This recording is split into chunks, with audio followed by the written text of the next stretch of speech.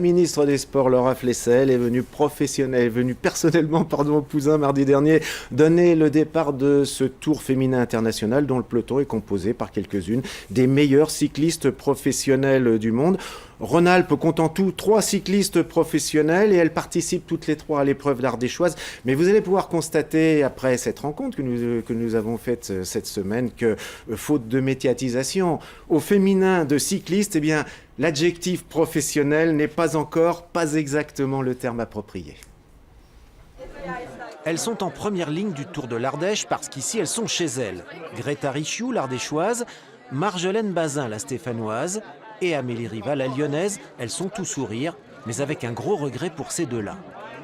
En juin dernier, Amélie n'est montée que sur la 2e marche du podium des championnats de France sur route et Marjolaine sur la 3e, alors que ce sont elles qui avaient fait tout le travail. Mais au sprint, c'est l'inattendue Charlotte Bravard qui a gagné. Sur la course, on n'avait pas vraiment le choix, quoi. Voilà, fallait quand même rouler, tenter, même si on savait que Charlotte, en restant dans les roues, forcément, allait nous allumer au sprint. Bon, on n'a pas été très bonne parce qu'on aurait dû se parler un peu plus et je pense par timidité, on ne s'est pas assez parlé pour attaquer chacune à notre tour sur les 2 derniers tours peut-être.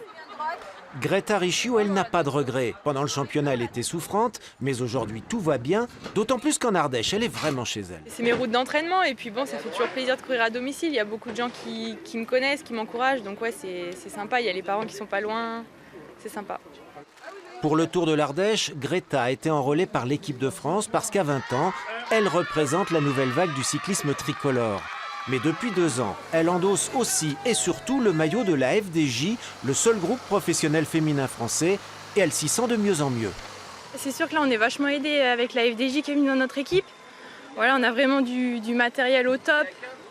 On a un camping-car, enfin, niveau moyen, c'est beaucoup mieux. Après, c'est sûr qu'il manque toujours un peu parce que voilà, on n'est pas toutes payées dans l'équipe.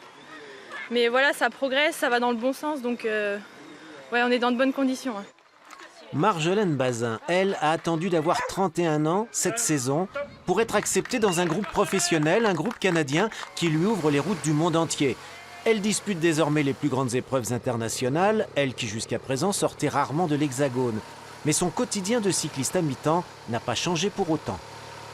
Avec l'équipe, on a accès à un beau matériel. Après, aujourd'hui, c'est une petite équipe canadienne où je suis, donc on n'a pas de salaire. C'est vraiment encore vélo plaisir. On doit travailler à côté, enfin vélo par passion, mais c'est bien parce qu'on a accès aux mêmes courses que les hommes pros. On a pu faire Liège-Bastogne-Liège. On a pu faire d'autres coupes du monde et c'était vraiment top. Marjolaine se donne encore 1 an ou 2 pour voir. Pour Amélie Riva, c'est tout vu. Après 10 ans passés au sommet, sur les routes du monde entier, elle a décidé que ce Tour de l'Ardèche serait sa toute dernière compétition. C'est vrai que je gérais à la fois le travail et puis le cyclisme au haut niveau, donc ouais, il fallait aller au travail, s'entraîner derrière, donc c'était des conditions pas toujours faciles et à force, c'est vrai que c'est usant quand même. Le vélo à haut niveau, c'est fini. Après, je compte bien encore rouler pour le plaisir, en cyclo, en balade, donc voilà. Sur l'Ardéchoise ? Oui, l'Ardéchoise, pourquoi pas, oui. Sur l'Ardéchoise, où l'on peut rouler en queue de peloton avec le même plaisir qu'en tête, et sans la frustration de se dire qu'avec un peu plus de moyens, on aurait pu aller encore plus loin. Marjolaine Bazin, elle, y croit encore un peu, et Greta Ricciu, beaucoup. Greta possède l'avantage de la jeunesse et la promesse, avec la venue sur ce tour de la ministre des Sports Laura Flessel, que demain, en France, les femmes à vélo seront autant considérées que les hommes. Bon, alors à tout hasard quand même, Greta cette saison va passer sa licence de STAPS, elle est en 3e année à Valence.